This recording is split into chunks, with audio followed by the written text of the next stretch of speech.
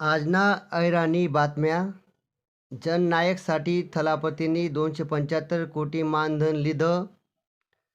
नीट JEE परीक्षांनी काठिण्य पातळी शिक्षण मंत्रालयाने समिती चेक करावशे. बीई बीटेक मॅनेजमेंट प्रवेश यावर्षीपासून सरकारी कोटातूनच होई. बिग बीना आवाजनी कॉलर ट्यून बंद कराना निर्णय सरकारने लिधा. विधिमंडळनं पावसाळी अधिवेशन सोमवारपासून सुरू होई. इतिहासमा पहिल्यांदाच वीज 26% स्वस्त व्हावशे बरं का. CBSEने 2026 10वीसाठी परीक्षा वर्षातून दोनदा होई. पहिली परीक्षा फेब्रुवारीमा तर दुसरी मेमा.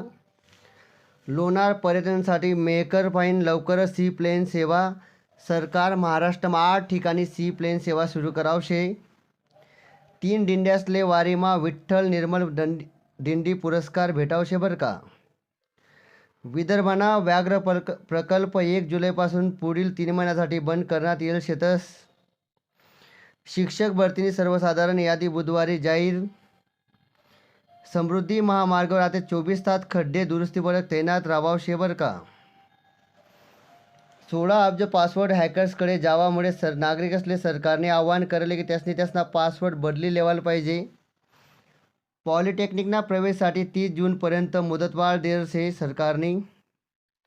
अंतराळ स्थानकमा पाऊल ठेवणारा शुभांशु पहिला भारतीय.